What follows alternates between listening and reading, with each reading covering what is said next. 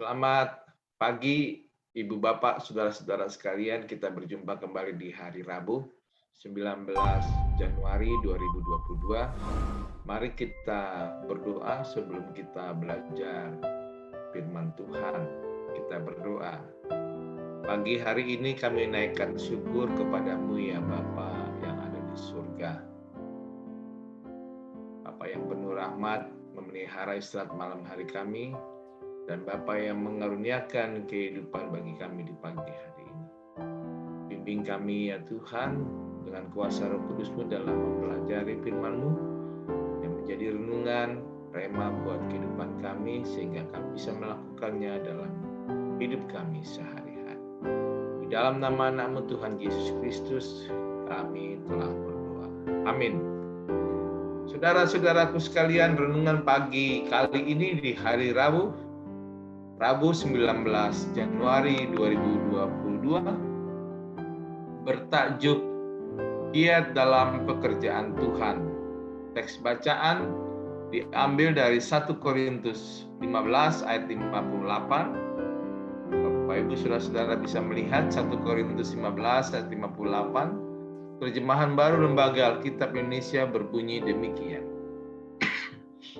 Karena itu saudara-saudaraku yang kekasih, berdirilah teguh, jangan goyah, dan giatlah selalu dalam pekerjaan Tuhan. Sebab kamu tahu bahwa dalam persekutuan dengan Tuhan, jerih payahmu tidak sia-sia. Saya ulangi 1 Korintus 15 ayat 58, terjemahan baru Lembaga Alkitab Indonesia, demikian bunyinya.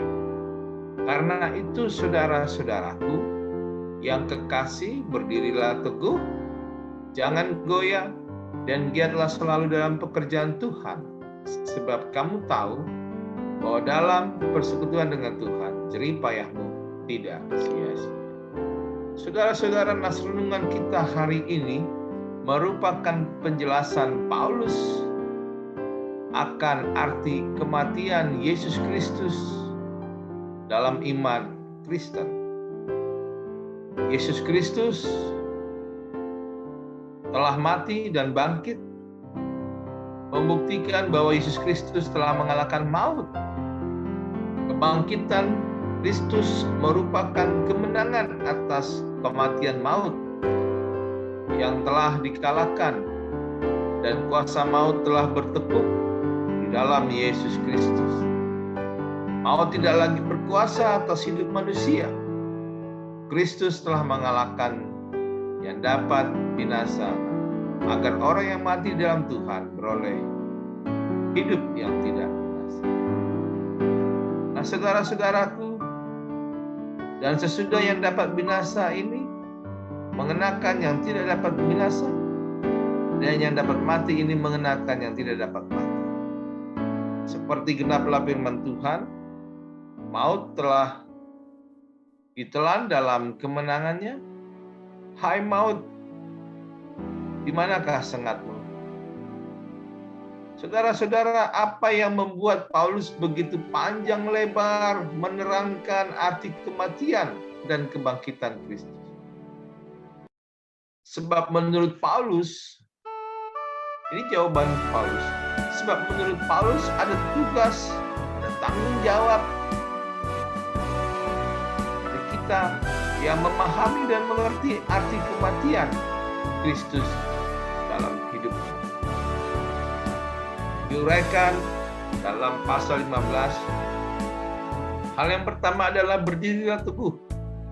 Berdiri teguh berarti suatu sikap yang kuat di atas keyakinan yang tidak dapat dirubah.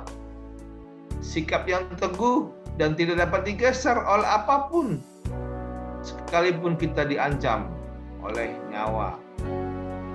Sebagai contoh misalnya, pengalaman gereja mula-mula, sekalipun diancam untuk dibuih, dibakar hidup-hidup, dimasukkan ke dalam penjara, mereka tidak pernah berubah. Mereka lebih baik mati martir demi mempertahankan iman mereka. Ada ungkapan yang pernah disampaikan Martin Luther, tokoh reformasi gereja. dalam sidang akuisisinya. Dia menyebutnya begini, "Here I stand, I cannot do other." Di sini saya berdiri, saya tidak dapat melakukan yang lain. Saat itu Martin Luther dipaksa untuk menarik semua dalil-dalilnya. Jika tidak, akan dihukum mati. Namun apa jawaban Martin Luther? Dia mengatakan bahwa dia tetap pada pendiriannya. Martin Luther berdiri teguh atas keyakinannya dan tidak mundur sedikit pun. Nah, saudara-saudara, demikianlah pendirian iman orang percaya. Berdiri di atas satu keyakinan yang tidak dapat digeser, digoncang oleh apapun. Ibarat pondasi bangunan, dia diletakkan di atas batu dan berdiri kokoh sebagai alas yang tak tergoyah. Yang kedua, saudara-saudara, setelah berdiri teguh tidak goyah. Apa artinya? Jika berdiri teguh didasarkan pada prinsip, maka tidak goyah berarti tidak dipengaruhi faktor eksternal sedikit pun tidak goyah oleh goncangan-goncangan atau pengaruh dari luar. Seseorang yang berdiri kokoh tidak dapat berubah pendiriannya sekalipun ada rayuan, ada iming-iming, ada tekanan, ada intimidasi dan lain sebagainya. Demikianlah setiap orang percaya akan kematian dan kebangkitan Kristus yang telah menyeberangkan manusia dari maut kepada kehidupan yang kekal. Yang ketiga adalah giat dalam pekerjaan Tuhan. Memiliki prinsip kuat jugalah tidak cukup. Namun Paulus menambahkan, seseorang yang percaya harus memiliki misi dalam hidupnya, yaitu giat dalam pekerjaan Tuhan. Setiap orang percaya memiliki tugas panggilan, baik itu panggilan umum maupun panggilan khusus,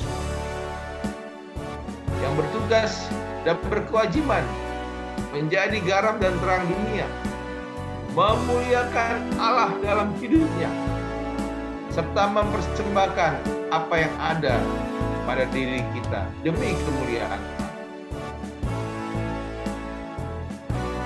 Saudara-saudaraku, dalam renungan hari ini, pesan Paulus jelas mengajak setiap orang Kristen memahami arti dan makna kematian.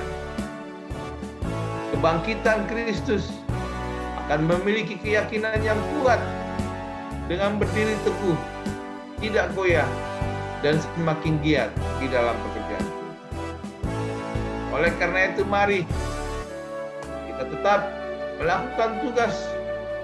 Ayo kita semangat dalam melakukan karya, kegiatan hidup kita demi kemuliaan nama Tuhan. Selamat pagi, tetap semangat. Tuhan Yesus memberkati kita sekalian. Amin. Kita berdoa. Kami bersyukur dan berterima kasih ya Tuhan. Biarlah langkah hidup kami hari ini boleh mengacu kepada firman Tuhan di dalam surat Korintus 15. Berdiri teguh, tidak goyah, dan kami semakin giat dalam melakukan pekerjaan Tuhan untuk kemuliaan. Terima kasih ya Bapa untuk sapaan firman-Mu yang menguatkan perjalanan hidup kami hari ini. Dalam nama Yesus kami naikkan syukur kami. Amin. Lewati setiap persoalan, Tuhan Yesus selalu menopangmu. Jangan berhenti harap padanya. Tuhan pasti sanggup. Tangannya takkan terlambat untuk mengangkat mengangkatmu.